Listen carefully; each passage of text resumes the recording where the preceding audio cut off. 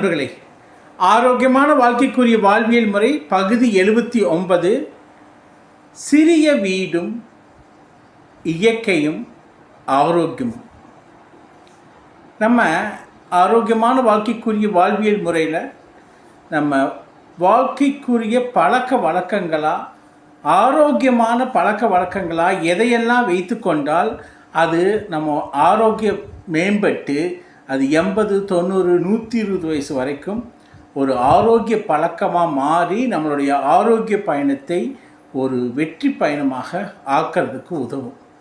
So அந்த வகையில் நம்ம இன்றைக்கி பார்க்க போகிறது பார்த்திங்கன்னா நம்மளுடைய வீடு. அப்போ அந்த வீட்டினால் நமக்கு எப்படி ஆரோக்கியம் மேம்படும், எப்படி எளிமையான சிறிய வீடுகள் நம்ம வாழ்க்கையில் ஆரோக்கியத்தை மேம்படுத்தி உடல் மனம் 2 ஆரோக்கியத்தையும் நமக்கு கொடுக்குங்கிறத நம்ம பார்ப்போம். ஏன்னா எல்லாருமே வீடு அப்படின்னா ஹைலி சொஃபிஸ்டிகேட்டடு, நிறைய இடம், அதாவது ஹால்ஸு, பெட்ரூம்ஸ் எல்லாம் ஒரு பெரிய பெரிய ஹால்ஸு, பெரிய பெரிய பெட்ரூம்ஸு, அப்புறம் லாங், அதாவது ஒரு 50 சென்ட்டு, 25 சென்ட், 50 சென்ட், 100 சென்ட்டில் வீடு கட்டுறது. ஸோ ஒவ்வொரு ரூம்ஸுக்கும் இடையில் பெரிய டிஸ்டன்ஸ். அப்போ இருக்கக்கூடிய மனிதர்கள் அந்த வீட்டில் வாழக்கூடியவங்கன்னு பார்த்தீங்கன்னா 2 பேர், 3 பேர், அதிகபட்சமாக 4 பேர். அப்போ இந்த 4 பேர், 3 பேர் வாழக்கூடிய அந்த வீட்டில் அதோடைய பரப்பளவு பார்த்திங்கன்னா மிகப்பெரிய சொஃபிஸ்டிகேட்டடு.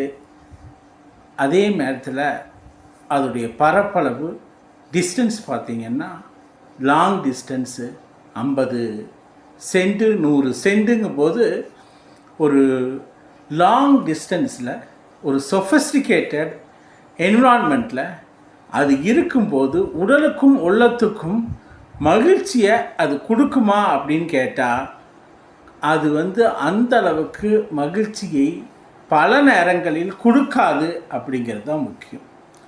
இந்த மனித வாழ்க்கையே பார்த்திங்கன்னா உறவுகளோடு பின்னி பிணைந்தது.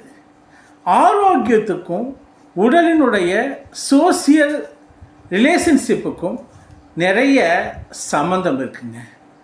ஒரு வீட்டில் சிம்பிளான ஒரு சின்ன வீட்டில் இருக்கக்கூடியவங்க ஆரோக்கியமாக, ஹாப்பியாக, சந்தோஷமாக இருப்பாங்க. ஆனால் இந்த